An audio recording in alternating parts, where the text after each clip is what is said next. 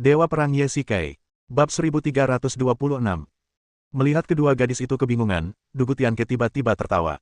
Ada banyak peramal di dunia, tetapi orang-orang hanya ingin melihat apa yang ingin mereka lihat dan mendengar apa yang ingin mereka dengar. Bahkan jika ada orang yang dapat meramal masa depan, tidak ada yang mau mempercayainya. Misalnya, jika Dugu Tianke memberitahu kedua gadis itu bahwa Ye Shikai pasti akan mati kali ini, apakah mereka bersedia tinggal di sini dan bersedih? Mereka lebih suka percaya bahwa peramal ini melakukan kesalahan. Dugu Tianke telah hidup hingga usia yang begitu tua, pengalamannya jauh lebih banyak daripada Ji Qiangwang, dan pikirannya lebih matang daripada Wuyan, sehingga situasi yang membingungkan tampak sangat jelas di depan mereka. Baiklah, gadis Ji, istirahatlah. Penawar racunmu baru saja disiapkan. Minumlah sesuai petunjuk. Dalam waktu paling lama 3 hari, tubuhmu akan pulih kembali. Dugu Tianke meletakkan ramuan di tangannya dan berbalik untuk meninggalkan ruangan. Apa maksudnya? Kenapa kita tidak bisa bertemu untuk sementara waktu? Ji Qian bergumam sambil duduk di tempat tidur. Dia sangat merindukannya dan memperhatikannya dalam diam. Dia juga ingin pergi ke Gunung Suci, tetapi identitasnya tidak cocok untuknya, dan bahkan jika dia pergi, dia tidak akan berguna. Jangan terlalu banyak berpikir, rawat saja lukamu. Wuyan tidak mengatakan apa-apa lagi pada akhirnya dan mengikutinya keluar dari ruangan. Gunung Suci, tempat tebing-tebingnya berada. His. Nightmare perlahan berdiri dari tanah, dan kaki kirinya menghantam tanah dengan keras. Dia tersentak kesakitan. Namun, dia seharusnya merasa beruntung dengan situasinya, karena dia tidak langsung jatuh ke jurang dan hancur tak dapat dikenali, tetapi mendarat di sebuah gua di tebing. Benar, itu sebuah gua. Nightmare tidak tahu kalau ada gua di sini, dan ketika dia melompat dari tebing, dia meraih tanaman merambat di dinding batu, dan tanaman merambat itulah yang melemparnya ke dalam. Dia memang sangat beruntung, kalau tidak dia tidak akan bisa lolos dari kejaran Aphrodite. Nightmare mengeluarkan senter dari sakunya dan menerangi jalan di depannya. Sekarang setelah dia aman, dia harus memikirkan cara meninggalkan reruntuhan Gunung Suci. Secara umum, gua dapat mengarah keluar. Ada banyak tempat rahasia di Gunung Suci dengan ciptaannya yang luar biasa. Mungkin gua ini salah satunya. Namun Nightmare tidak tertarik dengan hal itu. Yang ia inginkan sekarang adalah segera pergi dari sini. Wus-wus. Nightmare merasakan sesuatu yang aneh di dalam gua dan melangkah mundur. Ratusan kelelawar tiba-tiba terbang keluar dari gua dan menutupi seluruh bagian atas gua.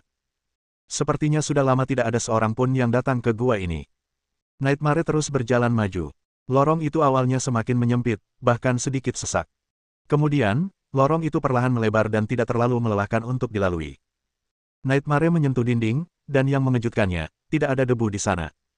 Dia menundukkan kepalanya dan menyentuh lantai batu lagi, dan tidak ada debu juga. Sepertinya tidak ada seorang pun yang pernah ke sini sebelumnya. Atau mungkin ada alasan lain. Mengaum. Tiba-tiba, terdengar suara lain dari depan, dan pada saat ini, senter tiba-tiba padam. Nightmare tidak percaya bahwa ada begitu banyak kebetulan di dunia, dan dia secara naluriah menjadi waspada, berpikir bahwa pasti ada sesuatu yang tidak biasa di depan. Mengaum. Suara gemuruh itu semakin dekat dan dekat, seolah-olah ada binatang buas yang mendekat. Nightmare mengeluarkan tombak gandanya. Dia adalah seorang kultivator, dan meskipun sekelilingnya gelap gulita, dia masih bisa melihat sesuatu. Dalam pertarungan sungguhan, penglihatannya tidak akan menjadi masalah. Dalam kegelapan, sepasang tangan tiba-tiba terentang, oh tidak, harus dikatakan bahwa itu adalah sepasang cakar yang tajam, dan menusuk langsung ke lehernya. Ini adalah langkah yang fatal. Nightmare melompat mundur dan mengayunkan tombaknya, yang langsung memotong sepasang cakar tajam itu. Setelah sadar, Nightmare dapat melihat dengan jelas apa monster ini. Orc, manusia serigala. Kepala serigala, tubuh manusia, tidak heran cakarnya, berbulu, itu memang bukan manusia. Nightmare menusuknya langsung tanpa mengucapkan sepatah kata pun dan membunuh manusia serigala itu. Pada saat yang sama, beberapa pasang lampu hijau muncul dari kegelapan. Itu adalah mata serigala jahat. Serigala-serigala itu berburu dalam kawanan dengan pembagian kerja yang jelas, dan setiap serigala memiliki tatapan membunuh di matanya. Mimpi buruk perlahan surut. Seekor serigala tidak menakutkan, tetapi sekawanan serigala adalah sekelompok besar pembunuh. Benar saja, selusin manusia serigala menerkam Nightmare dengan penuh semangat seolah-olah mereka melihat mangsa yang terluka. Seperti kata pepatah, 2 tinju tidak sebanding dengan 4 tangan, dan Nightmare tidak akan cukup bodoh untuk bertarung sampai mati dengan selusin manusia serigala di tempat sempit ini. Nightmare berlari sambil mengamati gerakan di belakangnya. Manusia serigala itu sangat cepat. Meskipun ia tidak memiliki kekuatan internal, otot-ototnya yang kuat merupakan keuntungan alami. Dengan kata lain, kekuatan tubuhnya berada di luar jangkauan praktisi. Nightmare menemukan saat yang tepat, tiba-tiba berhenti, mengayunkan tombaknya dengan punggung tangan, dan menebas langsung leher manusia serigala, membunuhnya dengan satu pukulan, tetapi manusia serigala lainnya segera menerkamnya. Nightmare bertarung jika dia bisa, dan melarikan diri jika dia tidak bisa, dan tidak pernah terlibat dengan manusia serigala. Sayangnya, ini adalah sebuah gua dan jalannya tidak lebar, jadi sulit untuk berlari di medan ini. Di mana ini? Mengapa begitu gelap di depan mataku? Setelah tidak sadarkan diri dalam kegelapan selama waktu yang tidak diketahui, Yesike perlahan membuka matanya. Setiap kali haus iblis menyerangnya, ia akan menjadi ganas dan haus darah, tetapi akan sangat lemah setelahnya, bahkan dalam kondisi yang mengancam jiwa. Ini adalah salah satu efek samping dari haus iblis. Yesike merangkak dari tanah, kakinya lemah, dan ia jatuh ke tanah lagi begitu ia berdiri. Benarkah? Yesike tersenyum getir. Dia seperti orang yang tidak berguna sekarang, belum lagi setelah wabah penyakit cinta iblis. Jika dia tidak kuat dan memiliki fondasi yang baik, dia pasti sudah jatuh ke tanah sejak lama. Dia samar-samar ingat bahwa ketika Vulkan dikepung dan hidupnya berada di ujung tanduk, dia menderita haus akan iblis. Mengenai apa yang terjadi setelahnya, dia tidak ingat apapun. Ketika haus akan iblis menyerang, dia kehilangan kesadaran. Ngomong-ngomong, dia masih merasa aneh. Dia sekarang berada di sebuah gua. Gua itu sangat besar, tingginya 10 meter, tetapi bagaimana dia bisa sampai di sini? Mungkinkah Emily yang membawanya ke sini? Tetapi di mana Emily? Begitu Yesike keluar dari gua, dia terkejut dengan pemandangan di depannya. Seekor binatang raksasa tergeletak di depan gua, seolah-olah sedang tidur siang. Yesike mengenalinya sekilas. Ini adalah binatang raksasa yang menyerang 3 aula ketika dia datang ke Gunung Suci.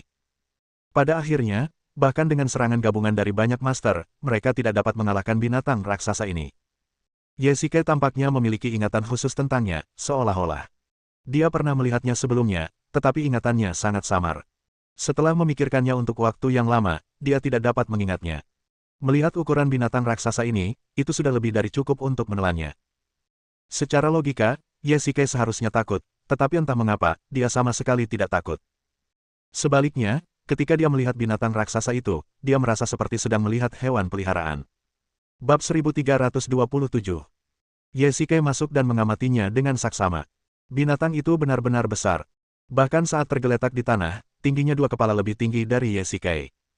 Jika berdiri, Yesike bahkan tidak akan mencapai kakinya. Meskipun belum pernah melihat makhluk ini, Yesike merasa bahwa binatang itu sangat mirip dengan Qilin dalam banyak legenda. Meskipun ini adalah binatang mitos yang belum pernah dilihat siapapun dan Yesike tidak tahu banyak tentangnya, Luo Shiki pernah memberinya liontin berbentuk Qilin, yang terlihat 70% mirip dengan binatang di depannya. Ada berbagai macam makhluk aneh di Gunung Suci, tetapi mereka belum pernah melihatnya. Namun, Yesike telah melihat cukup banyak. Qilin selalu menjadi binatang mistis di Tiongkok, yang melambangkan keberuntungan dan keagungan, sehingga banyak orang telah membuat hiasan berbentuk Qilin. Mengaum. Tiba-tiba, binatang raksasa itu bergerak, dan tampaknya telah terbangun. Yesike mundur 2 langkah. Binatang raksasa itu merentangkan anggota tubuhnya, seolah-olah seseorang sedang meregangkan tubuhnya. Binatang itu benar-benar tampak sedikit lucu, seperti seekor kucing besar. Yesike duduk dengan tenang di samping. Dia tidak takut pada binatang raksasa seperti yang lainnya. Jika binatang itu benar-benar ingin memakan Yesike, dia pasti sudah menjadi makanan binatang raksasa itu sejak lama. Selain itu, dengan kondisi fisiknya saat ini, mustahil baginya untuk melarikan diri.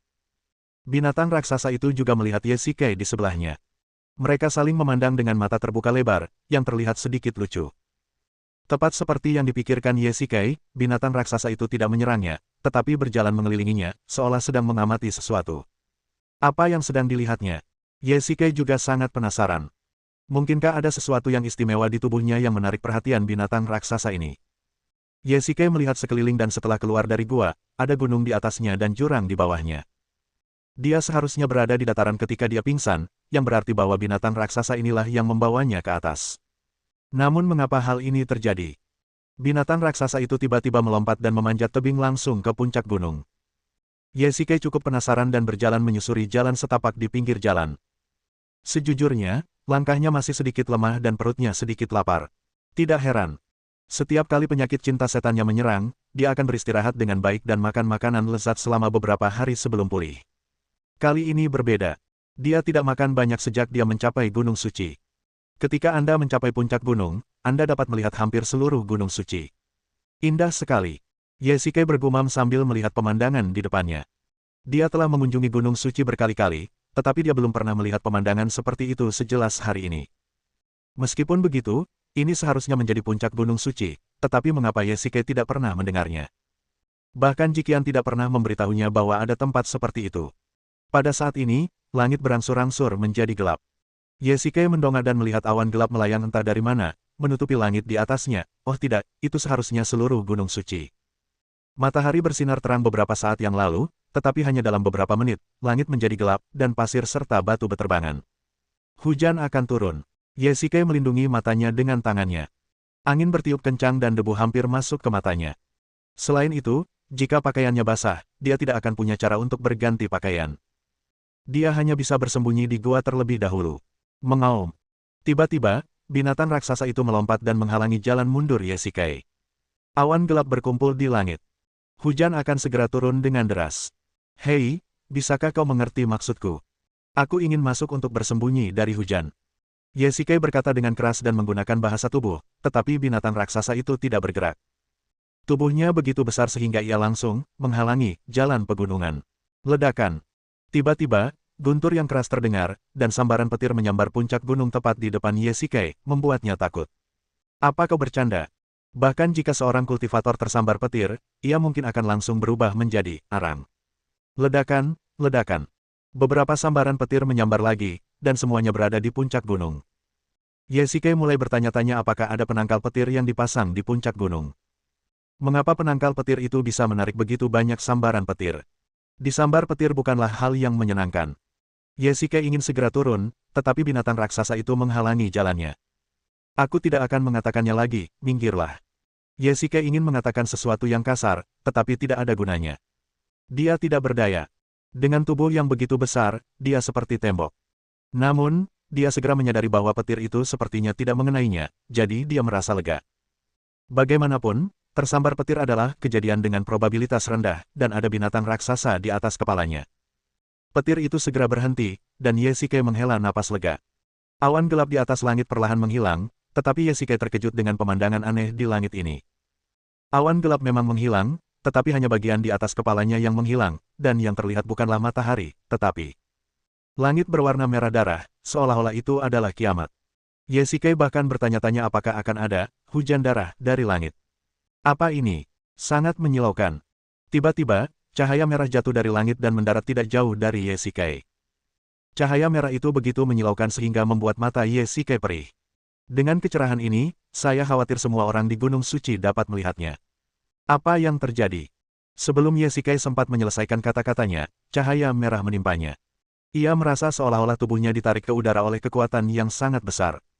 Energi yang kuat itu seakan-akan merobek setiap sel dalam tubuhnya. Sebelum ia sempat berteriak, ia pingsan. Apa yang terjadi? Di sisi lain Gunung Suci, Wang Kai, Athena, dan Emily juga menyadari sesuatu yang aneh tentang Gunung Suci itu. Langit tiba-tiba menjadi gelap, yang tidak biasa. Selain itu, ada cahaya yang kuat tadi.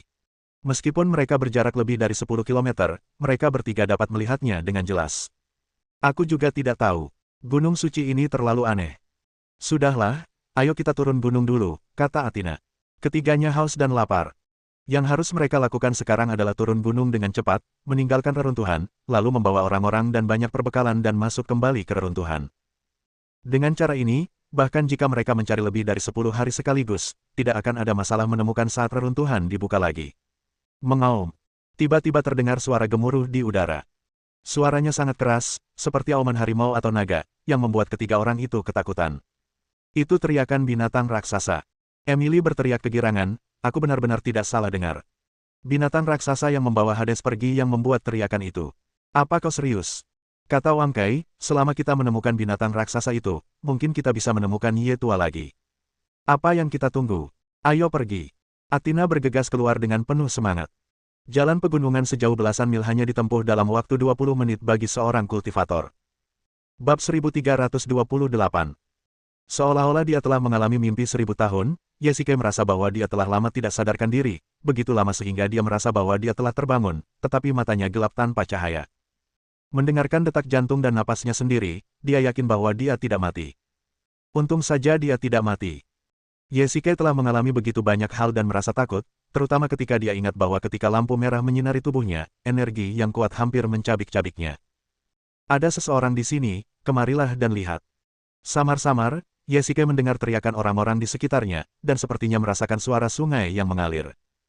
Yesike membuka kelopak matanya yang berat, tetapi segala sesuatu di sekitarnya mengejutkannya lagi. Puluhan warga desa yang memegang pacul dan arit mengelilinginya, memandanginya seperti sedang melihat monyet di kebun binatang. Yesike juga merasa aneh. Orang-orang ini mengenakan pakaian kain dan sepatu kain, dan rambut mereka diikat dengan sanggul. Yesike hanya pernah melihat gaya rambut tradisional ini di drama TV. Melihat penampilan orang-orang ini, mereka tampak sedikit berbeda dari orang-orang yang pernah dilihatnya. Semua orang menunjuk ke arahnya. Yesike tidak mengerti. Dia juga tidak tahu di mana dia sekarang. Dia tiba-tiba menyadari bahwa mereka semua adalah orang Cina, yang berarti dia seharusnya berada di Cina sekarang. Namun, Gunung Suci jelas berada di Eropa. Apa yang terjadi? Apakah lampu merah mengirimnya ke sini? Yesike berdiri dari tanah dan ingin maju untuk bertanya, tetapi begitu dia berjalan di depan seorang lelaki tua, penduduk desa mundur seolah-olah mereka telah melihat hantu, dan tampak takut untuk berbicara dengannya. "Permisi, di mana tempat ini?" tanya Yesike penasaran. Dibandingkan dengan orang lain, pakaian dan gaya rambutnya tampak tidak pada tempatnya. "Ini desa Sangsui. Tuan, dari mana Anda berasal?" Akhirnya, seorang lelaki tua keluar dan menjawab pertanyaan Yesike. "Saya dari Yanjing." Yesike mengangguk dan menjawab. Setelah mendengar ini, ekspresi semua orang sedikit berubah. Mereka membicarakannya di bawah, dan mata mereka penuh dengan kecurigaan. "Yanjing, aku Rabun Jauh dan belum pernah mendengarnya. Aku ingin tahu apakah Yanjing yang kau sebutkan mengacu pada Yandu." Orang tua itu menatap Yesike dengan bingung. "Yandu," gumam Yesike. Tentu saja dia pernah mengambil kelas sejarah. Yandu adalah ibu kota negara bagian Yan selama periode negara-negara berperang. Kurasa begitu. Yesike mengangguk, tetapi dia bergumam dalam hatinya, orang-orang di sini benar-benar aneh, mengapa mereka menggunakan nama-nama kuno. Negara Yan sudah tidak ada lagi lebih dari 10 tahun yang lalu. Apakah pemuda ini tidak tahu hal ini? Lelaki tua itu menunjukkan ekspresi terkejut, melambaikan lengan bajunya dan mendesah. "Apa?" Sekarang giliran Yesike yang terkejut. Dibandingkan dengan kebingungan lelaki tua itu, dia benar-benar bingung dan jatuh ke tanah. Negara Yan telah menghilang lebih dari 10 tahun yang lalu, jadi sekarang adalah Dinasti Qin. "Paman, kamu tidak bercanda, apakah kamu masih syuting serial TV?" Yesike tidak percaya apa yang dia katakan. Mungkinkah lampu merah membuatnya melakukan perjalanan melintasi waktu sepenuhnya? "Tuan muda, omong kosong apa yang kau bicarakan? Sekarang ini adalah Dinasti Qin. Dilihat dari cara berpakaianmu, kau bukan dari dataran tengah." Orang tua itu menatap Yesike dengan saksama. Pakaiannya yang aneh dan gaya rambutnya yang aneh, semuanya berbeda dari mereka. Adapun Yesike, dia merasa sulit untuk menerima kenyataan ini untuk sementara waktu. Dia terkulai di tanah, berpikir keras tentang sesuatu. Dia pasti sangat terpukul saat ini. Jika dia datang ke Dinasti Qin, bagaimana dia akan kembali? Apakah dia akan mati di sini? Lalu dia tidak akan pernah melihat kerabatnya lagi. "Maaf, Paman, merepotkanmu." Yesike perlahan berdiri dan meninggalkan kerumunan dalam keadaan linglung.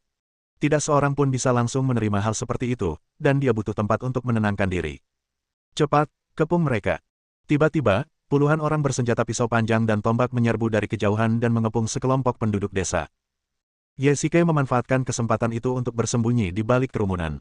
Sepertinya mereka adalah perampok di dekat situ. Benar, jika ini benar-benar Dinasti Qin, maka itu memang mungkin. Lagi pula, di era itu, tidak jarang orang menjadi bandit. "Serahkan semua uang dan harta benda yang kalian miliki." Seorang pria bertopeng yang memimpin kelompok itu mengarahkan pisau panjang ke arah semua orang. Penduduk desa yang datang semuanya adalah orang tua dan wanita.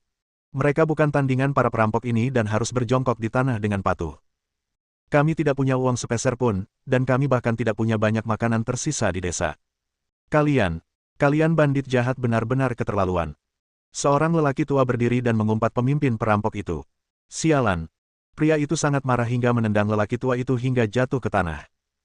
Dalam keadaan normal, dengan karakter Yesike, dia pasti akan menghunus pedangnya untuk membantu, tetapi saat ini, yang ada di benaknya hanyalah keruntuhan dan keputusasaan. Sulit bagi siapapun untuk menerima bahwa seseorang datang ke Dinasti Qin.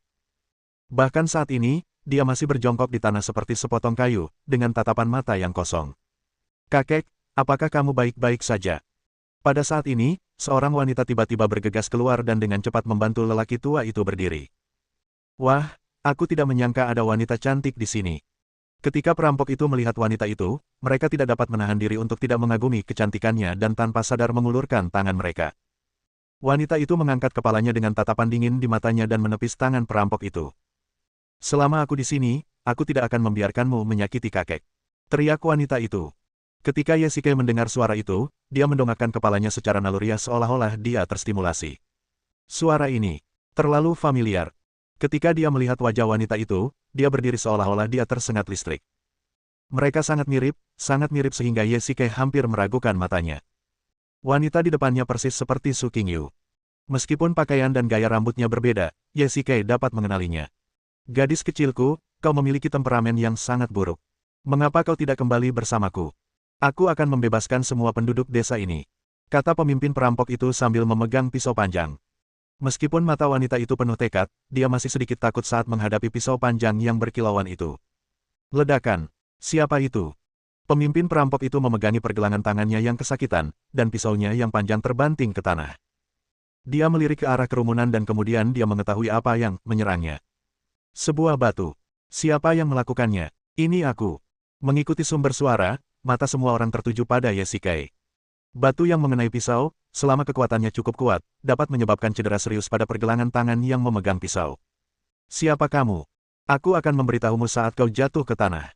Yesike berkata dengan dingin, mengambil cangkul dari seorang lelaki tua, mencabut bilah cangkulnya, hanya menyisakan sebatang tongkat kayu. Silakan bunuh dia. 20 atau 30 perampok menyerbu ke depan, dan Yesike tiba-tiba menusuk dengan tongkat kayu. Panjangnya 1 inci dan kuatnya 1 inci, tongkat itu mengenai salah satu dari mereka tepat di dada. Kekuatan yang dahsyat itu cukup untuk membuat orang itu pingsan. Bab 1329. Yesike mengalahkan musuh dengan satu gerakan, mengejutkan semua orang yang hadir. Pemuda yang datang entah dari mana ini benar-benar menjatuhkan seorang perampok dalam satu gerakan, yang membuat orang-orang menatapnya dengan mata baru. Wanita itu mengambil kesempatan untuk membantu lelaki tua itu berdiri. Mata semua orang tertuju pada Yesike, tetapi menghadapi 20 atau 30 perampok yang memegang pisau dan tombak panjang, mereka tidak bisa menahan keringat. Ayo, kalian semua. Pemimpin perampok itu menjadi marah setelah melihat ini, dan bergegas maju dengan pisau di tangannya. Yesike meliriknya dan mengayunkan tongkat kayu itu dengan luwes seperti seekor naga.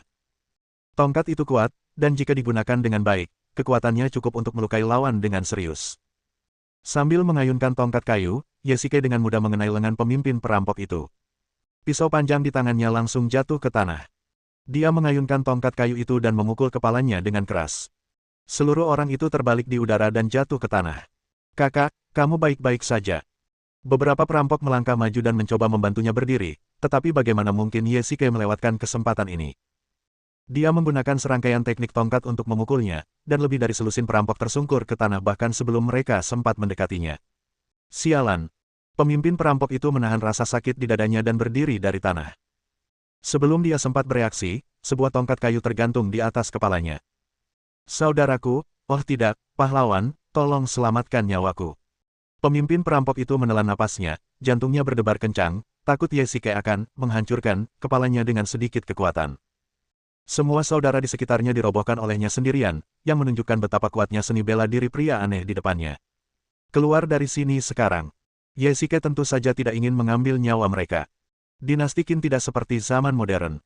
Meskipun hukum Qin ketat, membunuh adalah hal yang biasa di era itu. Yesike tidak sekejam itu. Memberi mereka pelajaran saja sudah cukup. Cepat, mereka sudah datang. Saat itu, sekelompok pemuda berlari dari tempat yang tidak jauh, sambil memegang cangkul dan tongkat di tangan mereka, diikuti oleh lebih dari 20 prajurit berbaju zirah. Mereka tampaknya adalah pasukan yang menjaga daerah setempat. Silakan, ikat para penjahat ini dan bawa mereka kembali untuk diinterogasi, kata salah satu petugas di atas kuda. Kapten, ini adalah perampok yang ingin merampok uang kita. Beberapa penduduk desa berkata kepada petugas yang menunggang kuda.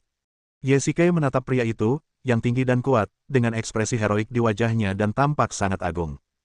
Penduduk desa tadi memanggilnya, Kapten Desa.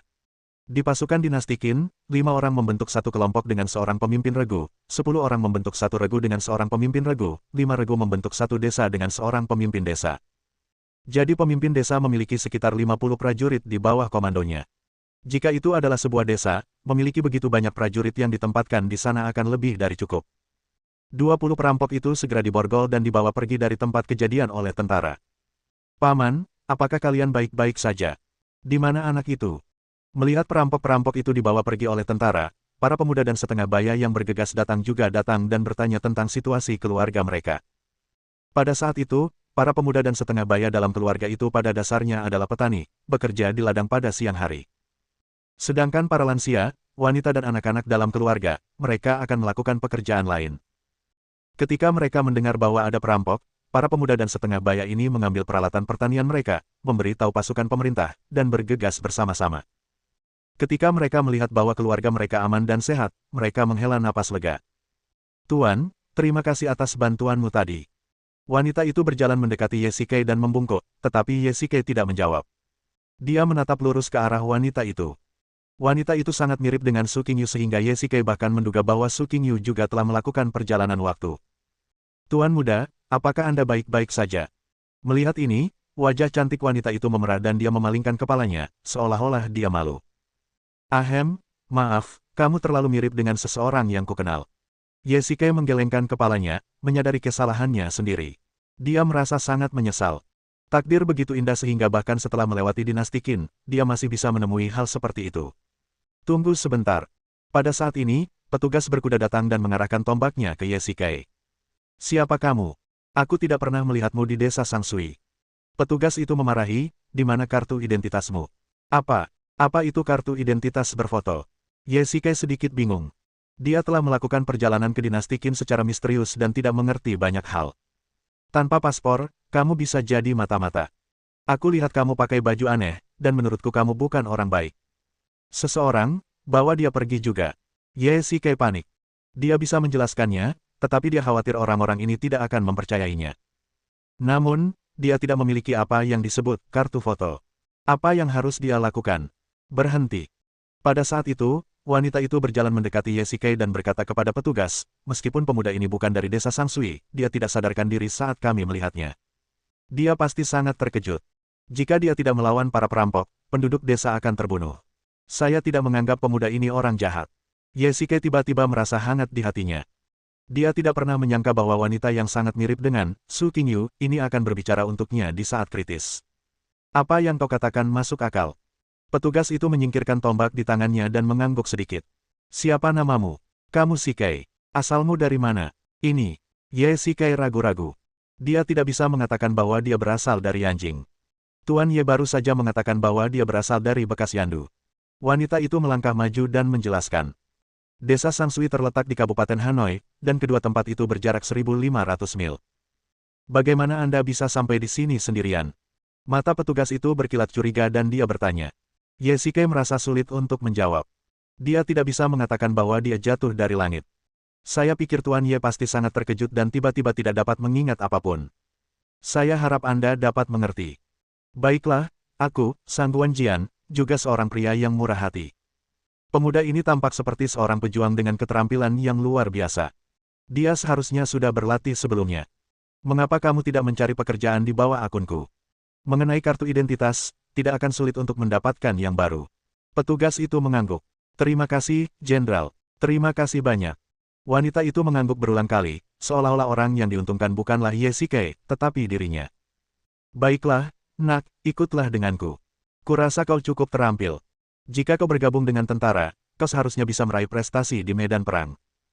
Tunggu, kamu bilang kamu adalah Sangguan Jian. Yesike tiba-tiba berteriak. Ya, itu aku. Suatu hari di hutan berkabut, Ratu Primona memberitahu dia bahwa lebih dari 2000 tahun yang lalu di dinasti Qin, dia bertemu dengan seorang pria yang sangat mirip dengan Yesike, dan dia memiliki ajudan bernama Sangguan Jian. Mungkinkah, Jenderal Ye, yang dilihat Mona adalah dirinya sendiri? Bab 1330. Memikirkan hal ini, banyak hal yang membingungkan Yesike sebelumnya tiba-tiba menjadi jelas. Mengapa Mona mengatakan bahwa Jenderal Ye berutang pernikahan kepadanya? Mengapa dia merasa akrab dengan Yesike di reruntuhan Baiki di Chang'an? Dan senior Xiangqi yang dia temui ketika dia datang ke Gunung Suci terakhir kali? Mungkinkah semua ini sudah ditakdirkan, dan perjalanan waktu ini tidak dapat dihindari? Hehe, bocah, apa yang sedang kamu pikirkan? Sang Guan Jian melihat bahwa Ye Shikai berbicara dengan lambat dan mengira bahwa dia tidak mau memperhatikannya, jadi dia berkata dengan tidak sabar. Tuan Ye, tolong sampaikan terima kasih kepada komandan militer secepatnya. Wanita itu memegang tangan Ye Shikai dan berkata dengan cemas. Menurut hukum Qin, jika tidak ada kartu identitas, maka orang ini akan dianggap sebagai mata-mata, yang merupakan kejahatan berat. Selain itu, pakaian Ye Shikai yang aneh membuatnya tampak mencurigakan. Bahkan jika Sang Guan Jian membunuhnya di tempat, tidak ada yang bisa mengatakan apapun. Namun sekarang dia memberi Ye Shikai kesempatan untuk bertahan hidup, dan mungkin, dia benar-benar bisa membuat prestasi besar. Oh, terima kasih banyak. Ye Shikai mengangguk berulang kali. Baiklah, kembalilah ke desa Sang Sui dan laporkan padaku nanti. Sang Guan Jian melambaikan cambuknya dan pergi dengan menunggang kuda. Anak muda, terima kasih banyak atas apa yang telah kau lakukan tadi. Jika bukan karena bantuanmu, aku pasti sudah dibunuh oleh para perampok itu. Orang tua yang diselamatkan oleh Ye Shikai sebelumnya perlahan berjalan mendekati Ye Shikai dan mengucapkan terima kasih. Wanita ini pernah berkata sebelumnya bahwa lelaki tua ini adalah kakeknya, tetapi sejujurnya, penyelamatan Ye Shikai karena keberanian hanyalah alasan kecil. Alasan terbesar mungkin karena dia adalah kakek wanita ini. Seseorang melakukan perjalanan kembali ke dinasti Qin, tidak mengenal tempat itu dan merasa hampa. Tiba-tiba, dia melihat seseorang yang sangat mirip dengan Su Qingyu. Ye Shikai begitu gembira saat itu hingga dia hampir memanggil namanya.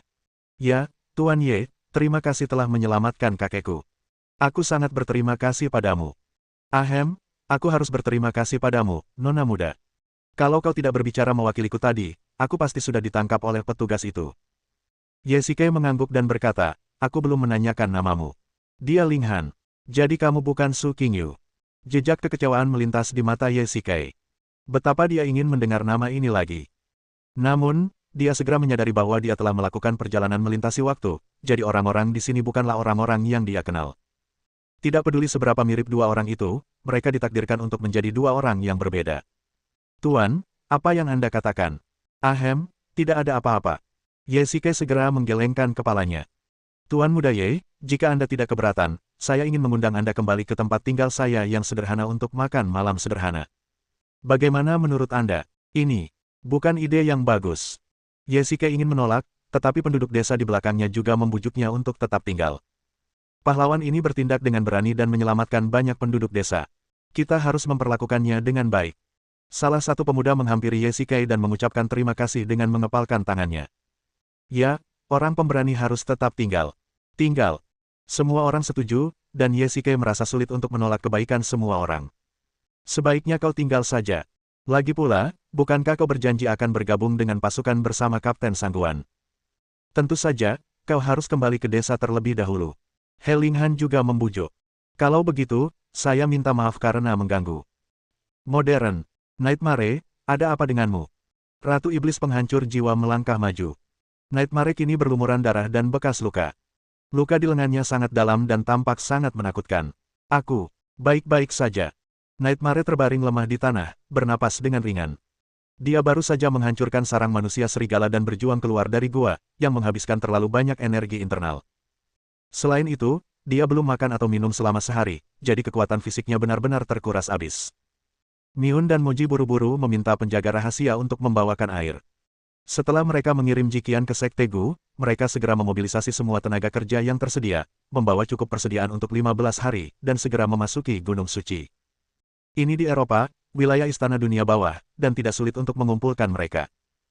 Jadi mereka berdua membawa 100 orang kembali ke reruntuhan kali ini, dan kali ini, mereka juga membawa Phantom Fox bersama mereka.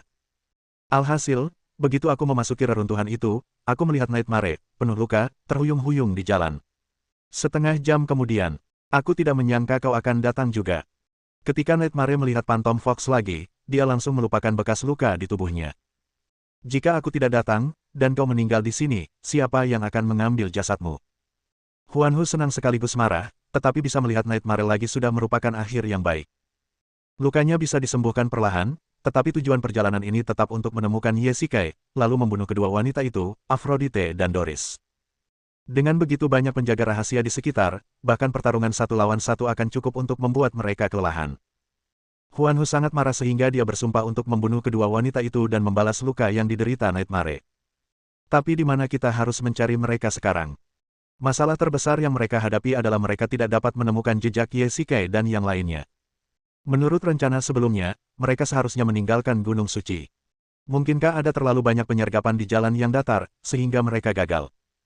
Tanpa berkata apa-apa, semua orang berlari dengan kecepatan penuh menuju jalan yang datar, tetapi mereka hanya menemukan mayat-mayat berserakan di tanah.